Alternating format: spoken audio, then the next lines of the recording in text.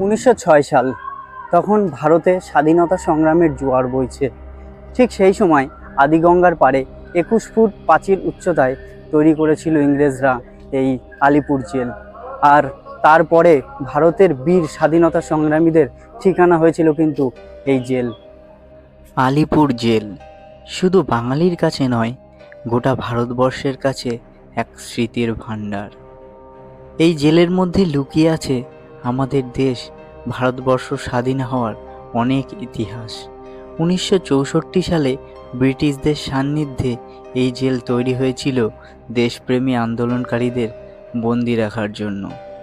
এখানে বন্দি ছিলেন নেতাজি সুভাষচন্দ্র বসু, পশ্চিমবঙ্গের দ্বিতীয় মুখ্যমন্ত্রী ডক্টর বিধানচন্দ্র রায়, চিত্তরঞ্জন দাস এবং ভারতের প্রথম প্রধানমন্ত্রী জওহরলাল নেহরুর মতন বড় বড় আন্দোলনকারীরা। এছাড়াও অনেক উল্লেখযোগ্য আন্দোলনকারীরা এই জেলের মধ্যে বন্দী ছিলেন।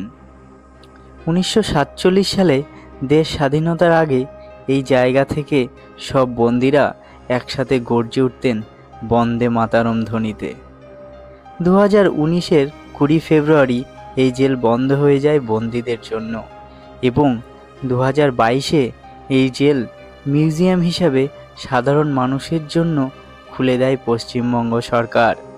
আজকে আমি আপনাদেরকে এই জেল সম্পর্কে সম্পূর্ণ তথ্য দেব, কিভাবে আসবেন, কত টাকা টিকিট, আর যাবতীয় সমস্ত তথ্য এই ভিডিওর মধ্যেই থাকছে। সবার প্রথমে বলি তোমরা কিভাবে আসবে। তোমরা শিয়ালদা স্টেশন কিংবা হাওড়া স্টেশনের পাশ থেকে বাস ধরবে। বাস ধরে বলবে হাজরা মোড়ে যাব, বা হাজরা মোড় থেকে অটোতে করে কিংবা হেঁটে হেঁটে একটুখানি সময় লাগবে, তোমরা চলে আসতে পারো। হাজরা মোড় থেকে তোমার এই আলিপুর জেলের দূরত্ব 800 মিটার। তো তোমরা হেঁটেও আসতে পারো, অটোতেও আসতে পারো। যদি অটোতে আসো তাহলে তোমাদের ভাড়া পড়বে 10 টাকা। আর তোমরা যদি মেট্রো ধরে আসো তাহলে তোমরা যতীন দাস পার্কে নেবে মেট্রো স্টেশনের সামনে থেকে অটো ধরে কিংবা হেঁটে হেঁটে চলে আসতে পারবে। মাত্র 800 মিটারের দূরত্বে এই আলিপুরদুয়ার জেল মিউজিয়াম। এখন চলে এসেছি আলিপুর মিউজিয়াম গেটের ঠিক সামনে। এই যে রাস্তার ওই পাশে দেখতে পাচ্ছ আলিপুর মিউজিয়াম, তো এটাই মেন গেট। চলো গেটের ভেতরে যাই। এই মিউজিয়ামের মেন গেটে প্রবেশ করলাম। এই পাশে হচ্ছে টিকিট কাউন্টার আর এই পাশে হচ্ছে গাড়ি পার্কিংয়ের জায়গা। দেখো এখন টিকিট কাউন্টারের দিকে যাব। চলে এসেছি কিন্তু আলিপুর মিউজিয়ামের ঠিক গেটের সামনে। আর এই দেখো এই যে এইদিকে টিকিট কাউন্টার, এই সোজা। এর মধ্যে কি কি ইনস্ট্রাকশন আছে সেগুলো তোমাদেরকে আমি এক এক করে দেখাই। এই দেখো বাইরের খাবার নিষিদ্ধ, আর এখানে লাইট শো এবং সাউন্ড শোর জন্য প্রবেশ মূল্য কিন্তু 100 টাকা, আর মিউজিয়ামের এন্ট্রি ফি মূল্য 30 টাকা। এই দেখো, আর এই যে টিকিট ঘর এই সামনের দিকে, টিকিট মূল্য কিন্তু নিল 30 টাকা। আর এই গেটের সামনে যখন ঢুকবো তখন কিন্তু ব্যাগ চেক করে তারপরে ভেতরে ঢোকায়, আর বাইরের কোনো খাবার কিন্তু ভেতরে অ্যালাউ নেই। দেখো ঢোকার সঙ্গে সঙ্গে কিন্তু এরকম একটা ইনস্ট্রাকশন দিয়ে দেবে কি কি দর্শনীয় স্থান আছে, আর এখানে কি কি আছে সব কিন্তু এখানে ইনস্ট্রাকশন দেওয়া রয়েছে। গেট দিয়ে ভিতরে ঢুকলাম, আর এই যে ঢোকার সঙ্গে সঙ্গে এই সামনেই কিন্তু রয়েছে ইনস্ট্রাকশন যে কোথা দিয়ে কোথায় যেতে হবে আর কোথায় কি আছে, সেই ইনস্ট্রাকশনগুলো কিন্তু এই সামনে এখানে দেওয়া রয়েছে। তাহলে তোমাদেরকে দেখাই। এই দেখো এখানে ফাঁসির মঞ্চ, ওয়াচ টাওয়ার, প্রদর্শনী কক্ষ, সমস্ত ইনস্ট্রাকশন কিন্তু এখানে দেওয়া রয়েছে। গেট থেকে ঢুকেই বাদিকে রয়েছে আমাদের যে স্বাধীনতা সংগ্রামীর যে একটা গান রয়েছে লৌহ কপাট, সেই গানের অক্ষরে এখানে লেখা রয়েছে। সুন্দর, কত সুন্দর লাগছে। চলো তোমাদের সামনে গিয়ে দেখাই। দেখো দেখতে কত সুন্দর লাগছে। এটা লৌহ কপাট ভেঙে ফেলো যে গানটা রয়েছে রক্ত জমা, সেই গানটার ইনস্ট্রাকশন এখানে কিন্তু তুলে ধরেছে। আর দেখো কত সুন্দর ফুল গাছ টাছ দিয়ে সাজানো রয়েছে। তো আলিপুরদুয়ার মিউজিয়ামের মধ্যে ভেতরে ঢুকেই একদম ডান সাইডে রয়েছে শহীদ স্তম্ভ। দেখো এই যে আমাদের স্বাধীনতা বীর শহীদদের স্মৃতি উদ্দেশ্যে এই স্তম্ভটা তৈরি করা হয়েছে। এই দেখো সেই শহীদ স্তম্ভ। আর এখানে কারা কারা ফাঁসির মঞ্চে তোমার হচ্ছে শহীদ হয়েছিলেন তাদের কিন্তু নাম এবং সাল এখানে দেওয়া রয়েছে।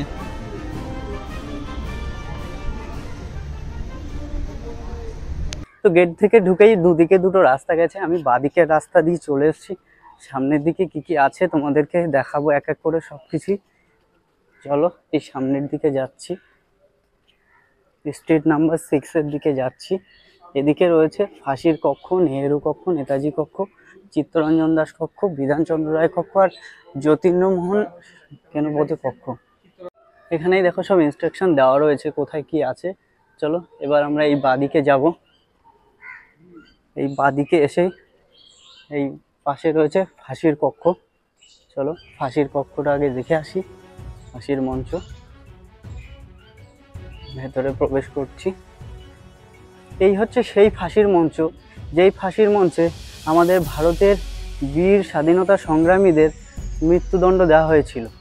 দেখো এই ফাঁসির মঞ্চের পাশে যে কারাগারগুলো রয়েছে এই উপরে, এই দেখো এই জানলাগুলো রয়েছে, এই জানলাগুলো থেকে সেই কারাগারে যারা বন্দী ছিল তারা কিন্তু সরাসরি এই ফাঁসির মঞ্চটা দেখতে পারতো। তার কারণ হচ্ছে সেই ফাঁসি সচক্ষে দেখে তারা যেন সত্যটা বলে দেয় কিংবা তাদের মনে ভয় চলে আসে।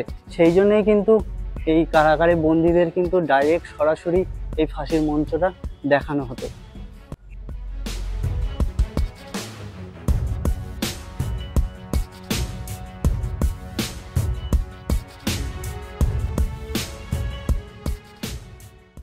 এই ফাঁসির মঞ্চের ঠিক পাশে রয়েছে অটোপসি রুম। এই যে এই রুমে কিন্তু ফাঁসি দেওয়ার পরে মৃতদেহগুলো করে এখানে নিয়ে আসা হতো, এখানে রেখে তাদেরকে পোস্টমর্টম করা হতো এই রুমটাতে। এই যে ফাঁসির মঞ্চটা, এই ফাঁসির মঞ্চে কিন্তু লাস্ট যে ধনঞ্জয়ের ফাঁসি দেওয়া হয়েছিল কিন্তু এই ফাঁসির মঞ্চে 2004 সালে। তারপর থেকে কিন্তু এখানে আর কোনো ফাঁসি হয়নি। দেখো এই জেলে যারা শহীদ হয়েছিলেন সেই শহীদদের একটা তালিকা এখানে কিন্তু দেওয়া রয়েছে, কারা কারা এই জেলে শহীদ হয়েছিলেন। এই ফাঁসির মঞ্চ সম্বন্ধে কিন্তু অনেক ইনস্ট্রাকশন এই দেওয়ালে তারা তুলে ধরেছেন, সেই সময়কালের ছবি দিয়ে আর কিছু লেখা দিয়ে কিন্তু এখানে তারা তুলে ধরেছে। এই যে আলিপুর জেলের ফাঁসি কাঠ সম্বন্ধে কি রয়েছে এখানে কিন্তু লেখা আছে। দেখো তখনকার সময়ের যে জেলের পরিস্থিতি ছিল সেই প্রতিচ্ছবি কিন্তু তারা এই দেয়ালে রেখে দিয়েছে। দেখো এখানে প্রচুর রয়েছে। সেই সময় যে দীনেশ গুপ্তর যে ফাঁসি হয়েছিল সেই সম্বন্ধেও কিন্তু এখানে লেখা আছে।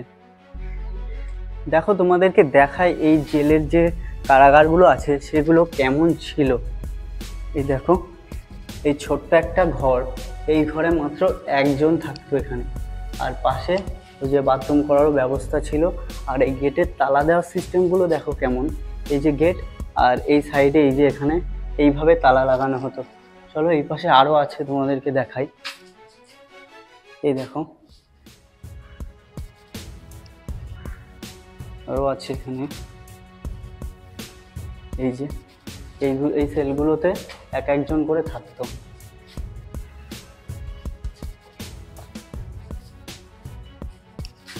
এই জেলের দরজাটা খোলা আছে, ভেতরের দিকে যাই। দেখো এই পাশে একজন থাকতো, এই পাশে একজন থাকতো।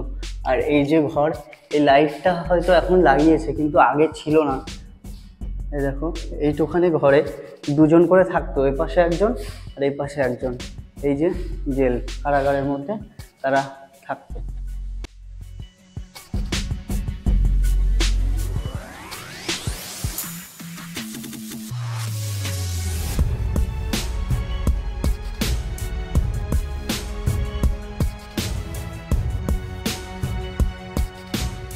এবার ফাঁসি কক্ষের সামনে যে কক্ষটা সেই কক্ষটায় আমরা প্রবেশ করব।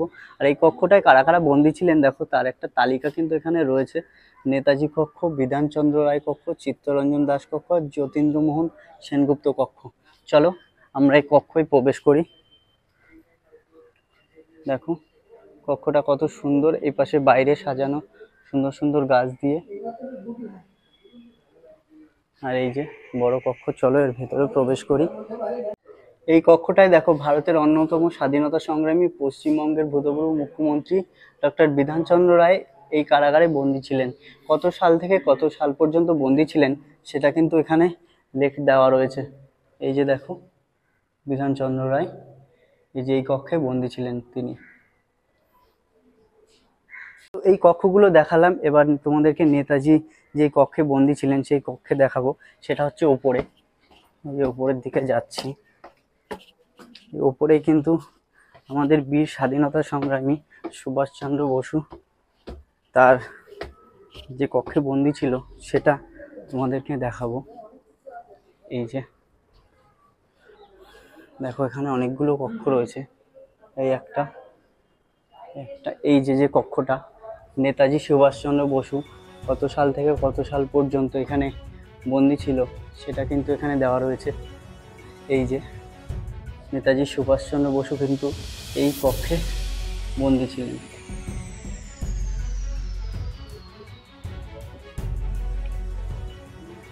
দেখো তোমরা, আর এই কক্ষে বন্দি ছিলেন দেশবন্ধু চিত্তরঞ্জন দাস।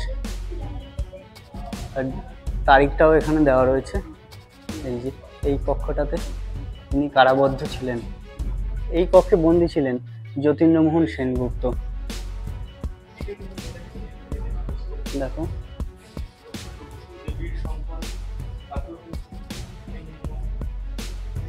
তো আমাদের ভারতের বীর স্বাধীনতা সংগ্রামীরা আমাদের দেশকে স্বাধীন করার জন্য কত কষ্ট করেছিলেন সেটা ইতিহাসের পাতায় রয়েছে। আর এখানে এসে বুঝতে পারছি যে তারা কিভাবে কষ্ট করেছেন, কিভাবে তারা জীবনযাপন করেছেন, আর এই কারাগারে কি কষ্টের সাথে তারা বন্দী ছিলেন।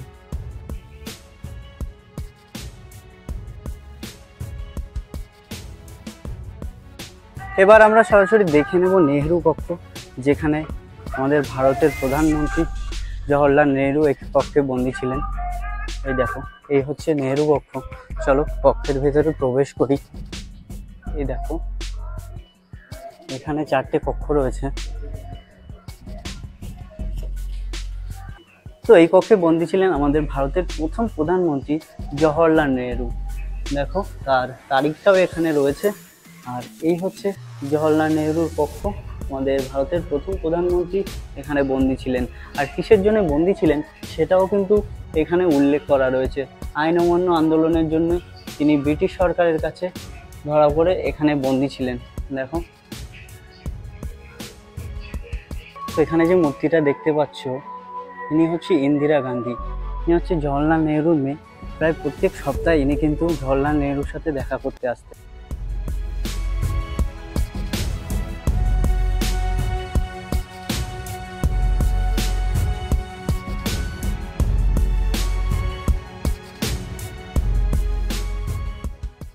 প্রবেশ করব সেল নাম্বার 4 পুলিশ মিউজিয়ামের ভেতরে।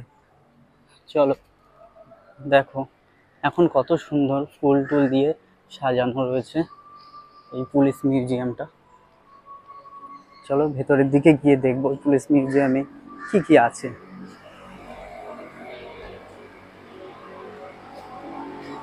এই যে ইনস্ট্রাকশন এখানে দেওয়া রয়েছে, বই বোমা পাঠানো হয়েছিল আলিপুর যন্ত্র মামলা, এই যে এগুলো দেওয়া রয়েছে। চলো দেখে নিই। এই দেখো, সেই সময়কারের পিস্তল এখানে দেওয়া রয়েছে, আর কত সাল সেটাও কিন্তু এখানে উল্লেখ করা রয়েছে। আর এটা মনে হচ্ছে পিতলের বোমার খোল। এটা হচ্ছে পিতলের বোমা, দেখতে পাচ্ছ। এই দেখো একটা বন্দুক এখানে রয়েছে। এই দেখো, সেই সময় ব্যবহৃত ছোট ছোট সেই বন্দুকগুলো এখানে দেখো রয়েছে। এপাশেও আছে। দেখো, বিভিন্ন ধরনের যে বোমা ছিল সেই সময় ব্যবহৃত হতো, সেই বোমাগুলো কিন্তু এখানে সংরক্ষিত করে রাখা হয়েছে। এপাশেও দেখো লোহার বোমার খোল। এই ঘরেও কিন্তু এরকম বোমা আর সেই যুগের ব্যবহৃত সব পিস্তলগুলো এখানে রয়েছে। দেখো, সেই সময় আমলে কত ধরনের বোমা ব্যবহার করা হতো আর কত ধরনের পিস্তল ব্যবহার করা হতো। দেখো,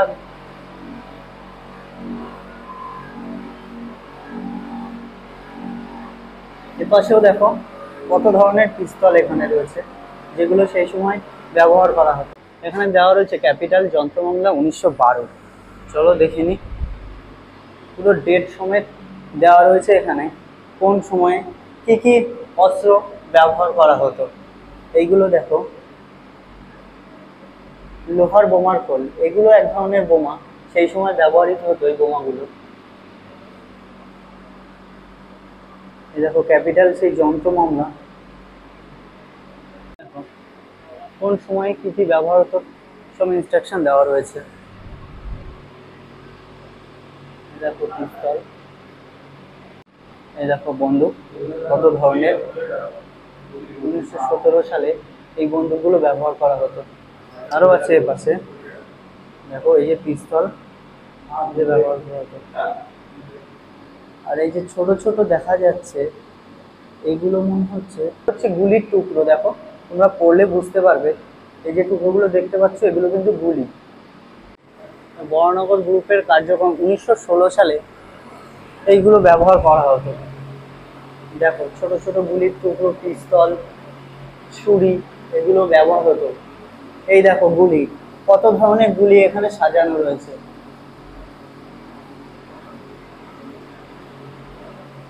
এই দেখো পিস্তল, আর পিস্তলের গুলিও এখানে সাজানো রয়েছে। দেখো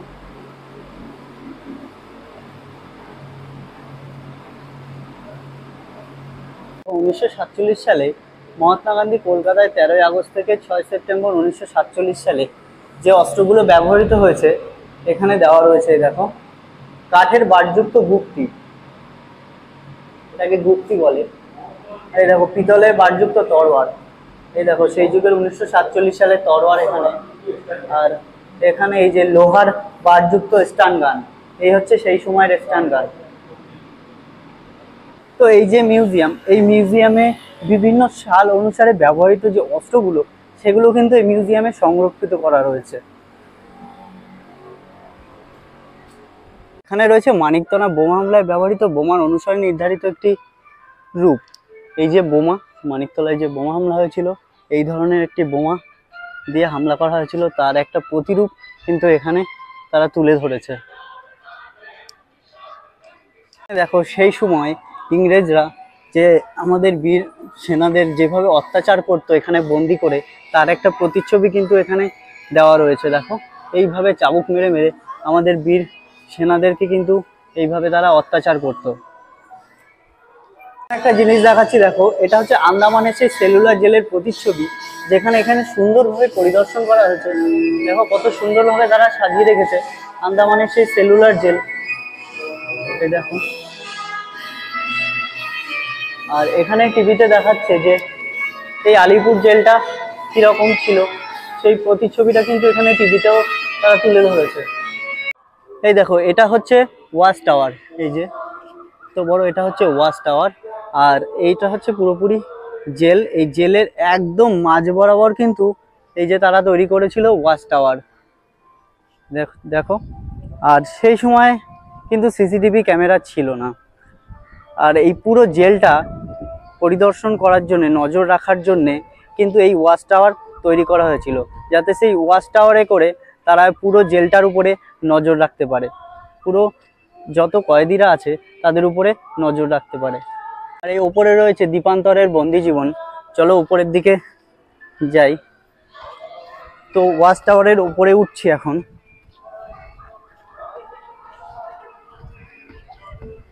দেখো কত সুন্দর লোহার সিঁড়ি করা।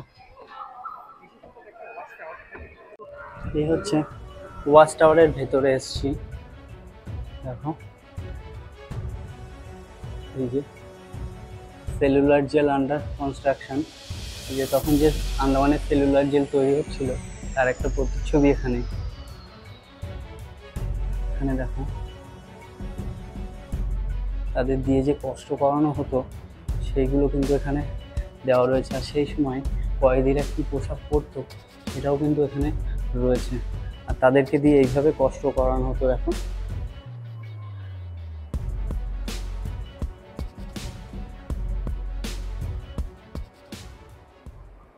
এই হচ্ছে ওয়াচ টাওয়ার।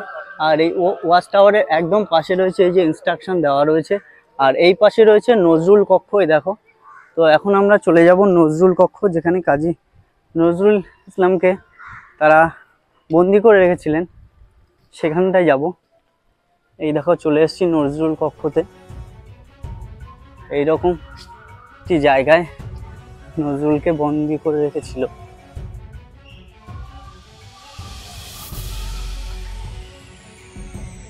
এই হচ্ছে নজরুল কক্ষ, ওয়ার্ড নাম্বার 9।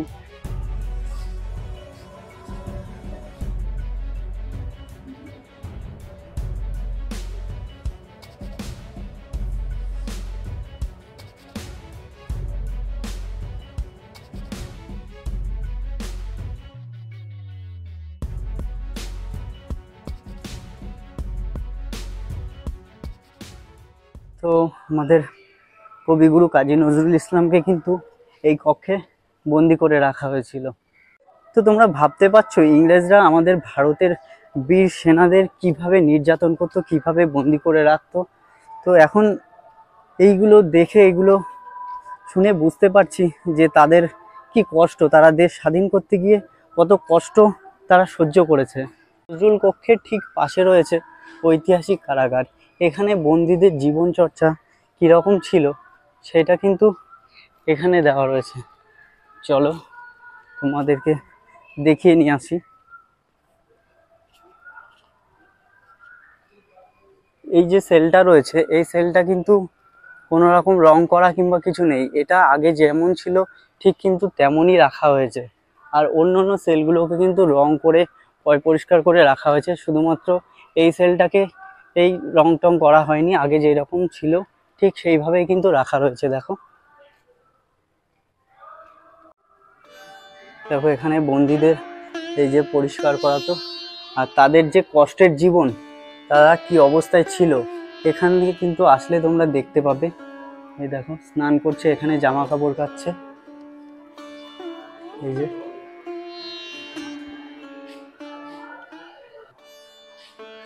তারা কিন্তু এইভাবে কষ্ট করে এখানে দিন কাটাতো। দেখো তারা কি কষ্টের সাথে এখানে দিন কাটিয়েছে।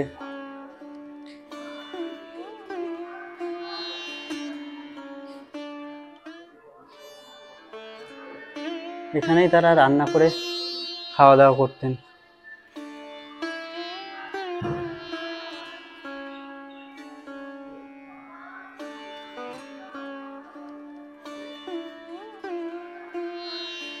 তো সেই সময় ব্রিটিশ সরকাররা আমাদের বন্দি সেনাদেরকে কিভাবে তারা নির্যাতন করত, চাবুক দিয়ে এইভাবে তারা অত্যাচার করত। দেখো কতটা নির্মম ছিল তারা, যে তারা এইভাবে অত্যাচার করত আমাদের ভারতবাসীর সেনাদেরকে। তোমরা দেখলে কি নির্মম ছিল সেই দিনগুলো, যেই দিনগুলোতে এই যে যারা বন্দি ছিল তাদের কি কষ্টের জীবন, তারা এইভাবে কষ্ট করে আমাদের দেশের স্বাধীনতা নিয়ে এসেছিল, আমাদের দেশের বিপ্লব নিয়ে এসেছিল এইভাবেই। এখন যেই ঘরটা এসছি আমি, যেই সেলটা এসছি, এটা হচ্ছে জেনারেল রুম। চলো তোমাদেরকে আমি দেখাই একটুখানি ভেতরে, যেহেতু তালা বন্ধ রয়েছে। এই দেখো জেনারেল রুম, কত বড় দেখেছো জেনারেল রুমটা। তো ওই জেনারেল রুমটায় প্রথম যখন আসতো কয়েদিরা, তখন কিন্তু সবাইকে জেনারেল রুমে রাখা হতো। তারপরে তাদের শাস্তি হিসাবে তাদের প্রত্যেকটা কক্ষে আলাদা আলাদা করে পাঠানো হতো। নজরুল কক্ষের ঠিক পাশেই রয়েছে আর্ট গ্যালারি। তো চলো আর্ট গ্যালারিতে কি আছে তোমাদেরকে দেখিয়ে নিয়ে আসি। এই হচ্ছে আর্ট গ্যালারির রাস্তা, এই হচ্ছে প্রদর্শনী কক্ষ মানে আর্ট গ্যালারি। চলো আর্ট গ্যালারির ভেতরে প্রবেশ করি। এই হচ্ছে আর্ট গ্যালারি। এখানে বিভিন্ন স্বাধীনতা সংগ্রামীদের কিন্তু ছবি এখানে দেওয়া রয়েছে। এপাশেও এখানে মানুষের ছবি দেওয়া রয়েছে, তিনি দেবাঞ্জন রয়, তার ছবি এখানে দেওয়া রয়েছে। আর এখানে গামছা দিয়ে কি করা রয়েছে এটা আমি বুঝতে পারছি না। দেখো পুরো গামছা দিয়ে এটা কিন্তু করা, গামছার ভিতরে কি বেঁধে এগুলো করা হয়েছে।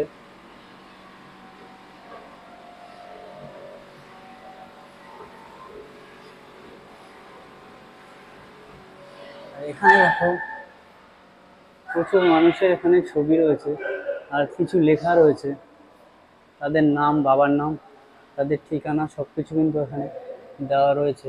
কারা কারা এখানে বন্দী ছিলেন তাদের কিন্তু ছবি এখানে দেওয়া রয়েছে। আর এখানটায় সবার কিন্তু নাম লেখা রয়েছে, সুভাষচন্দ্র বসু, ভগৎ সিং, অরবিন্দ ঘোষ, প্রত্যেকটা, সূর্য সেন, যারা যারা এখানে বন্দী ছিলেন সবার নাম কিন্তু এখানে লেখা রয়েছে। এখানে লাইট কম, দাও মোবাইলের ফ্ল্যাশটা অন করি। এই যে সুভাষচন্দ্র বসুর উক্তি কি ছিল সেখানে এটা কিন্তু দেওয়া রয়েছে, হিন্দিতেও রয়েছে আবার বাংলাতেও রয়েছে। এই দেখো সুভাষচন্দ্র বসুর উক্তি, তোমরা ভিডিওটা পজ করে এটা দেখে নিও। আর এখানে অরবিন্দ ঘোষের উক্তি দেওয়া রয়েছে, যে দেখো। আর এপাশে রয়েছে দেশবন্ধু চিত্তরঞ্জন দাসের উক্তি। আর এপাশেও স্বাধীনতা সংগ্রামীদের সব নাম লেখা রয়েছে। দেখো এখানে কিন্তু দুজন স্বাধীনতা সংগ্রামীর ছবি রয়েছে, ক্ষুদিরাম বোস আর প্রফুল্ল চাকি, দুজনের ছবি কিন্তু এখানে রয়েছে দেখো। আর এপাশে রয়েছে কানাইলাল দত্ত আর সত্যেন বোসের সেই সময়কার ছবি। এখানেও দেখো সেই সময়কার কিছু ছবি এখানে ডিসপ্লেতে তারা দিয়েছেন, আমি দেখাচ্ছি এক এক করে। এই দেখো সেই সময় ব্যবহৃত বন্দুক, আর নিচে নাম লেখা রয়েছে, ধরো তোমরা দেখতে থাকো। সত্যেন্দ্রনাথ বোস, তার সেই সময়কার ছবি। এই যে এটা কানাইলাল দত্ত।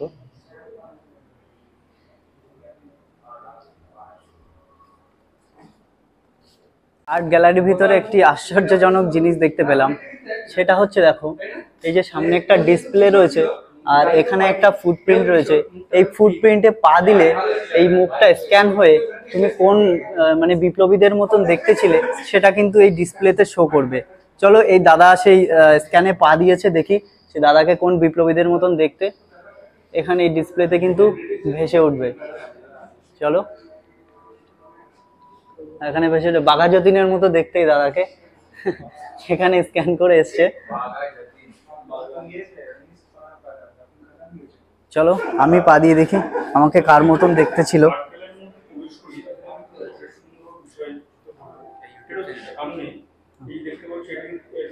এই যে স্ক্যান করবে আমার মুখটা, এই দেখো স্ক্যান হয়ে এবার এসছে। এই দেখো কার মতন দেখতে ছিল আমাকে দেখাবে। শচীন্দ্রনাথ সান্যালের মতন আমাকে দেখতে ছিল। এই দেখো ডিসপ্লেতে এসছে, আমাকে সতীন্দ্র সান্যালের মতো দেখতে ছিল। তো এটা একটা খুব সুন্দর আশ্চর্যজনক জিনিস। তো এখন এসছি একটা লাইট শোর একটা রুমের ভেতরে, যেখানে লাইট শোর মাধ্যমে কিছু দেখানো হচ্ছে। দেখো পুরো রুমটা এরকম লাইট শো।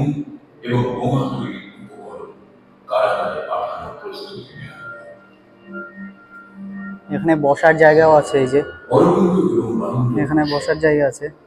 এই যে বসে সামনে দেখতে হবে যে এই সেল সম্বন্ধে কিছু তথ্য এখানে তারা তুলে ধরবে।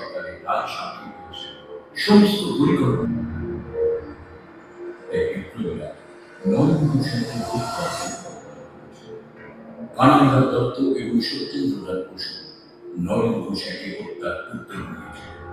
পিস্তল আনা হয়েছিল যে কানাইলাল এবং সত্যেন্দ্র সরকারি সাক্ষী হওয়ার ইচ্ছে প্রকাশ করতেন, কিন্তু শর্তটি তার আগে তারা একবার নরেন ঘোষের সঙ্গে দেখা করতেন।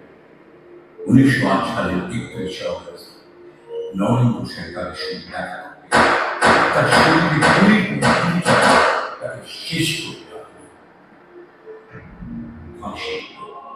দুজনের বিপ্লবের চেতনা ছিল এতই প্রবল যে এই দুঃসাহসী বিপ্লবীদের মুখে একটি শব্দ আসে, তারা হাসতে হাসতে আলিঙ্গন করেছিলেন মৃত্যুকে।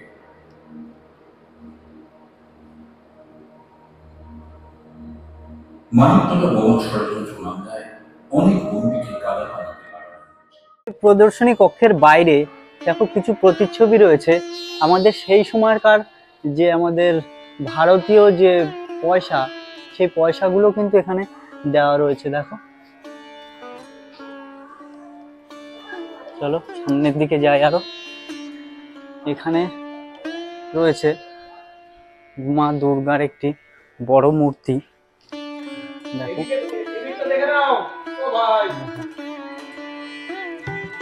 মা দুর্গার কত বড় একটা মূর্তি এখানে রয়েছে। এই দেখো কত পয়সার ছবি এখানে রয়েছে। এইগুলো সেই সময় প্রচলিত ছিল, আর এই হচ্ছে আমাদের সেই 1 টাকা, যে 1 টাকা কিন্তু এখন আর দেখা যায় না। 1902 সালের পয়সা। এটা হচ্ছে সে 5 টাকা, 5 টাকার কয়েন।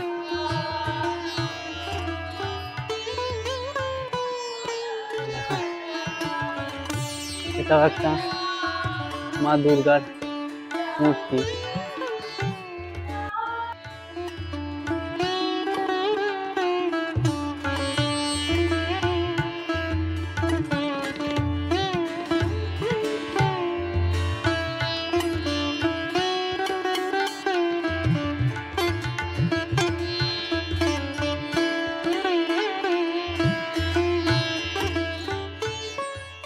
এটা হচ্ছে এক্সিবিশন রুম।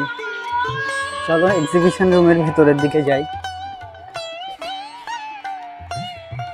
এখানে প্রবেশ। এই সামনে দীনেশ গুপ্ত যে বন্দুক ব্যবহার করেছিল তার একটা বিবর্তিত রূপ এখানে তারা দিয়েছে। দেখো দীনেশ গুপ্তর সেই বন্দুক।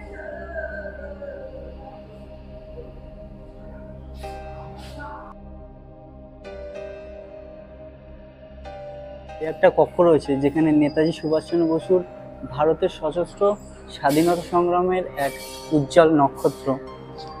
চলো এই রুমটায় যাই। দেখো বিভিন্ন রকম সেই সময় ছবি, নেতাজি সুভাষচন্দ্রর যে সংগ্রামী জীবন, সেই জীবনের বিভিন্ন ধরনের ছবি কিন্তু এখানে রয়েছে।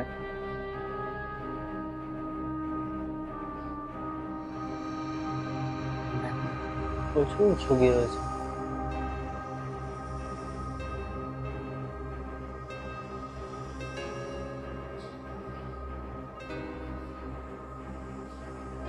এই কক্ষটায় রয়েছে আমাদের স্বাধীনতা সংগ্রামী অরবিন্দ ঘোষের প্রতি শ্রদ্ধাঞ্জলি। তার প্রতি শ্রদ্ধাঞ্জলি জানিয়ে এই কক্ষটা তৈরি করা হয়েছে। দেখো তার প্রচুর ছবি দেওয়ালে রয়েছে, আর তার একটা প্রতিচ্ছবি মূর্তি এখানে রয়েছে।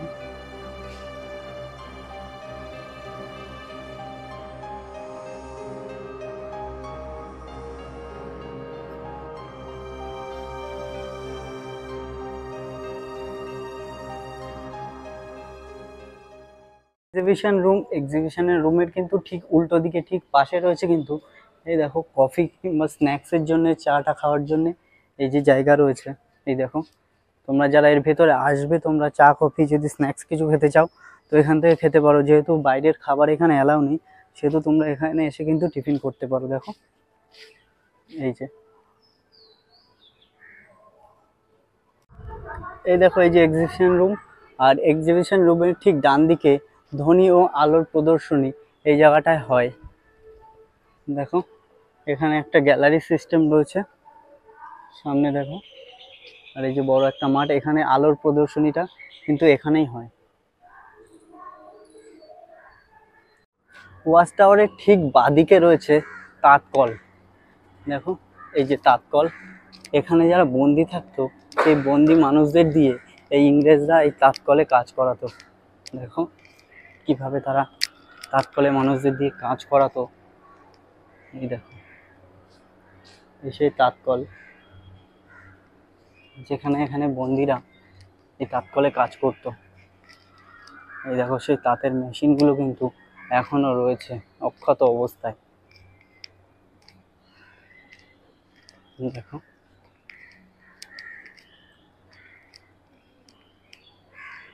এইভাবে সেই জেলের বন্দি মানুষগুলো কষ্ট করত, তাদের কষ্টের জীবন কিন্তু এইভাবেই যেত।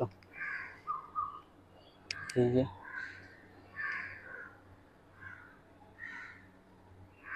তোমাদের আরেকটা জিনিস দেখাই, এই যে ঢোকার পাশে যে শহীদ স্তম্ভ, এই যে শহীদ স্তম্ভ ঠিক পাশেই রয়েছে কিন্তু একটি শিল্পর প্রতিরূপ, যেটা হচ্ছে ডোকরা শিল্পরূপ।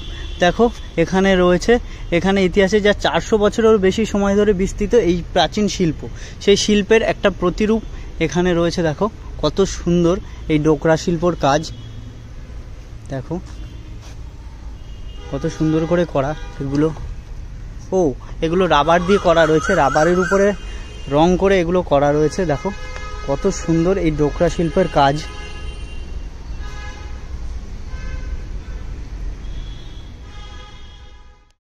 আমার ভিডিওটা দেখার জন্য ধন্যবাদ।